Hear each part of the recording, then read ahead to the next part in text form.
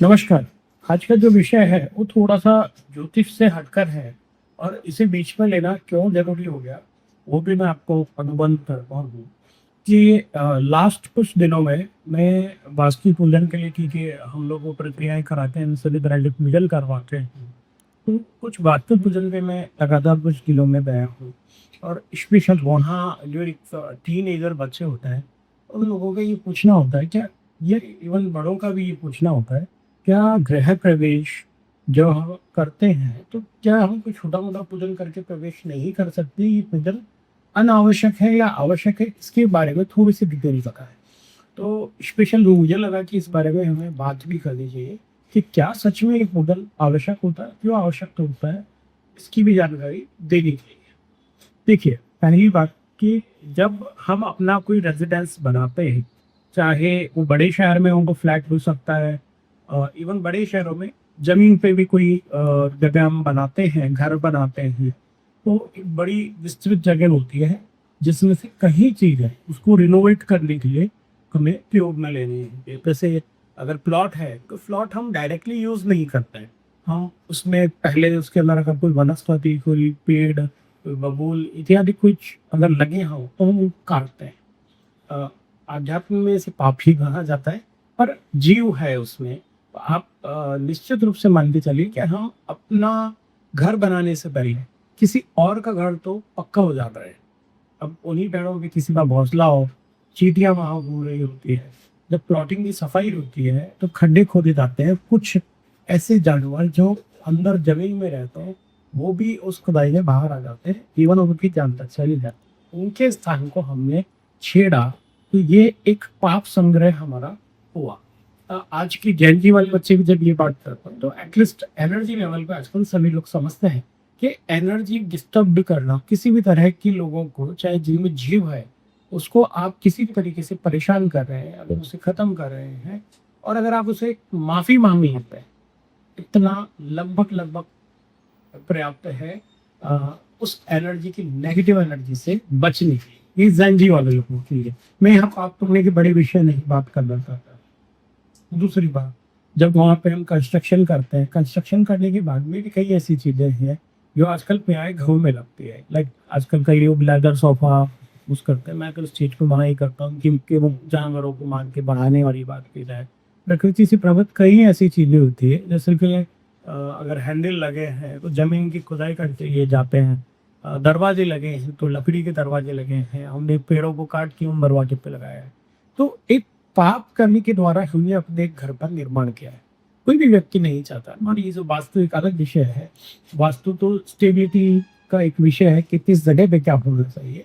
पर किसी भी तरीके से आपके भवन का निर्माण हुआ, तो निर्माण होने में कई ऐसे तथ्य हैं जो पूरी तरह से खराब हो गए, या प्रकृति को हमने कहीं तरीके से हार्म, तकलीफ पहुंचाई है। कुछ जानवरों को अनअपेक्षित तरीके से भी हम लोगों ने परेशान किया है। तो पहला कर्तव्य हमारा उन सभी को माफ़ी माँगने का है। तो जब आप वास्तु पूजन करते हैं, तो सर्वप्रथम आप सारी जो चीज़ें इनको शुद्धिकरण करने का जो कार्यक्रम होता है, इसको अंग्रेजी में भी एक विषय, एक शब्द है, मैं शायद भूल रहा हूँ, लेकिन कहा जाता है कि उनसे हमें ज़रूर से उस एनर्जी से हमें माफ़ी माँगनी चाहिए। आप यही मान के चल चलिए कि एक माफ़ी माँगने का ज़रिया ही वास्तु पूजन है। इसमें किसी भी प्रकार की खुद की पर्सनल पूजा करके हम लोग एंट्री क्यों नहीं कर सकते? क्योंकि आज के समय में ये प्रश्न बड़े आ रहे हैं। तो मैं वैसे भी एक छोटी और बड़ी दोनों बात कर दूँगा। आपका बजट किसी भी बजट का आज के समय में लगभग 15-20 लाख से ज़्यादा नहीं है। कोई फ़र्क नहीं पड़ता है 10 कम बढ़ जाए कि पूजन नहीं हो जाए। वो पूजन आपको जब पॉज़िटिविटी दे रहा है, आपकी एनर्जी को बैलेंस कर रहा है और कब मिलता है। वास्तु पूजन कई तरीके के होते हैं, वो फिर दिखावे में आप चाहे 5 लाख 10 लाख की भी कर रही है। परंतु मेरा एक ज्योतिष होते हुए भी, क्योंकि कर्म कांड का विषय है, मेरा ये मानना है कि आपको कम से कम, जब आप घर में हर तरह का एक बजट बनाते हैं, सोफा का बजट बनाते हैं, आप गाड़ी के लिए एक बजट बनाते हैं, माइक के लिए एक बजट बनाते हैं, तो उस घर में वास्तु पूजन के लिए भी एक बजट जरूरी है। और प्रॉपर वास्तु का ही पूजन करवाएं। उनमें ऐसा नहीं कि किसी भी प्रकार की कोई कथा करी, छोटा सा हवन कर दिया, नहीं। वास्तु का प्रॉपर पूजन जो होता है, वो कर्मकांडी ब्राह्मणों द्वारा किया जाता है। उसमें कई पहलू सम्मिलित होते हैं। इवन उनके मुख किस दिशा में होने चाहिए, किस नक्षत्र में आप उस दिन की मुहूर्त निकल रहे हैं, यजमान की डिटेल के बारे में कि अगर उसके चंद्रमा से 6 12 में भी अगर चंद्रमा हो तो वो मुहूर्त होते हुए भी वो मुहूर्त नहीं लेगा। एक डीप विषय है। सूर्य सिद्धांत में किस पर अभिप्राय है और मुहूर्त शास्त्र अपने आप में एक बड़ा शास्त्र है, तो अलग विषय है। परंतु मैं यहाँ ये क्लियर करना चाहता हूँ, क्या आप इससे सपोर्ट करते हैं? मैं बिल्कुल सपोर्ट करता हूँ। आप पूरे देश में, पूरे विश्व में कहीं भी अपने किसी भी तरीके से इस रिचुअल को कंप्लीट कर, मान लीजिए कि आप सनातन को नहीं फॉलो करते हैं, पूजा वगैरह में नहीं विश्वास करते हैं, परंतु जिस भी माध्यम से आप उस प्रकृति को ठीक रख पाए, उस प्रकृति से माफी मांग पाए, वो बहुत आवश्यक है।